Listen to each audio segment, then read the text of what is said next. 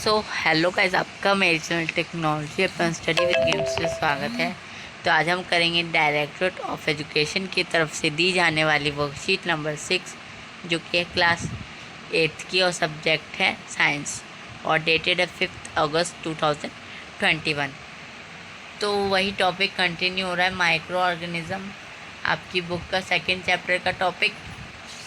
तो ये देखिए, as we already know that microorganism may be single cell like bacteria, some algae and protozoa, or multicellular such as algae and fungi। तो ये हम already जानते हैं कि माइक्रो ऑर्गेनिज्म जो होते हैं कुछ सिंगल सेल्ड होते हैं, जैसे कि बैक्टीरिया और एल्गी और प्रोटोजोआ।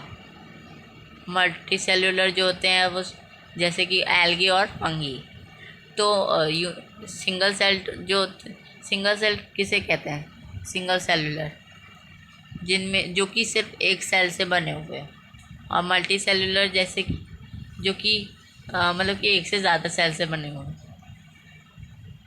तो वही where do microorganism live. तो माइक्रो ऑर्गेनिज्म कहाँ रहते हैं? They can survive under all types of environment ranging from ice cold climate to hot spring and desert to marshy lands। तो यहाँ ये माइक्रो ऑर्गेनिज्म कहाँ रहते हैं? सभी टाइप्स के एनवायरनमेंट में रह सकते हैं, जैसे कि कोल्ड हो गया, आइस कोल्ड क्लाइमेट, और हॉट स्प्रिंग में, और डेजर्ट में, मार्शी लैंड में। डेजर्ट जैसे कि marshy land. They are also found inside the bodies of animals including humans। तो humans के अंदर भी फाउंड होते हैं कई। Some microorganism grow on other organism while other exist freely। तो कुछ माइक्रो ऑर्गेनिज्म ऐसे होते हैं जो कि दूसरे ऑर्गेनिज्म पे एग्जिस्ट करते हैं freely. Next, micro organisms like amoeba can live alone will fungi and bacteria may live in colonies। तो माइक्रो ऑर्गेनिज्म जैसे कि अमीबा अकेला रहता है, और फंगी और बैक्टीरिया जो है वो कॉलोनीज़ में रहते हैं। तो इसका मतलब हम आगे पढ़ेंगे। हॉट स्प्रिंग की पिक्चर देखिए, डेजर्ट की, आइस कोल्ड की, और सॉइल की। It means that microorganisms are found everywhere all around on the earth। तो इसका मतलब ये हुआ कि माइक्रो ऑर्गेनिज्म जो है हर जगह पाए जाते हैं, जो भी मतलब कि कोई भी जगह इससे अछूती नहीं रह गई है। तो इम्पोर्टेंस ऑफ माइक्रो ऑर्गेनिज्म, कुछ इम्पोर्टेंस भी हैं और कुछ मतलब कि लॉसेस भी हैं। Microorganisms are used for various purposes। They are used in preparation of curd, bread, alcohol and cake। तो माइक्रो ऑर्गेनिज्म वेरियस पर्पस के लिए यूज़ होता है, जैसे कि हो गया कर्ड के प्रिपरेशन के लिए, ब्रेड के प्रिपरेशन के लिए, अल्कोहल के प्रिपरेशन के लिए, और केक के प्रिपरेशन के लिए। तो they are also used in cleaning up of the environment. For example, the decompose the organic waste, vegetable peels, remains of animals faces etc.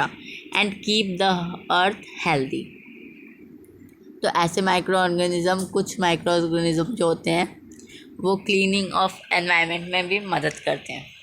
और डिकम्पोज में जो अर्थ वो डिकम्पोज होता है, ऑर्गेनिक वेस्ट जैसे कि सब्ज़ी का छिलका हो गया, एनिमल का रिमेन्स हो गया बचा हुआ, और फेसेस हो गए जैसे कि, और अर्थ को हेल्दी रखने में मदद करते हैं।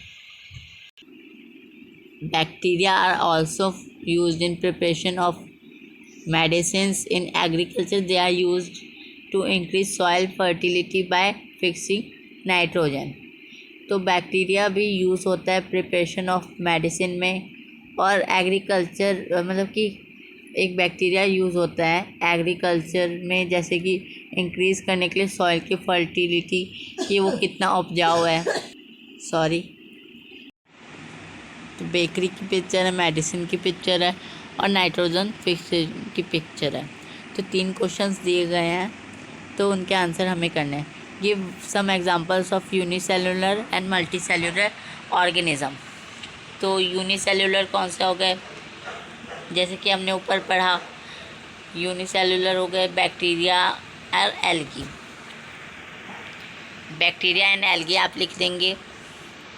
और मल्टीसेलुलर हो गए जैसे कि animals and humans.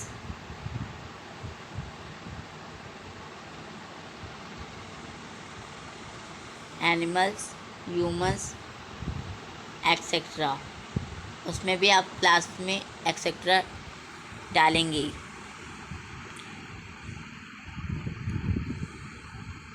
Next question, where do the microorganism are found. तो माइक्रो ऑर्गेनिज्म कहाँ मतलब फाउंड होता है।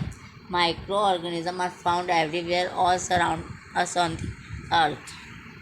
तो माइक्रो ऑर्गेनिज्म जो है हर जगह पाया जाता है अपने अर्थ पे। Write 3 examples of daily life where the microorganism is use. तो माइक्रो ऑर्गेनिज्म डेली लाइफ में किन किन कामों में यूज़ होता है। तो ये यहाँ से यहाँ तक लिखें, microorganism are use for various purposes. They are use in preparation of curd, bread, alcohol and cake. और ये एक और point, they are use also used in cleaning up of the environment. For example, they decompose the organic waste, vegetable peels, remains of animals feces, etc. and keep the earth healthy. तो medicine जो है ज़्यादातर मतलब कि कोई नई बीमारी आती है या फिर प्रिपेयर होती रहती है, मगर ज़्यादा बैक्टीरिया की ज़रूरत नहीं पड़ती। आप चाहे तो ये दोनों पॉइंट्स भी लिख सकते हैं। तो ये हो जाएगा आपका आंसर। तो यहीं तक थी हमारी आज की वर्कशीट कंप्लीट करके अपने टीचर से ज़रूर चेक करवाइए। मेरे चैनल को सब्सक्राइब कर दीजिए, मेरी वीडियो को लाइक कर दीजिए। Thank you and bye.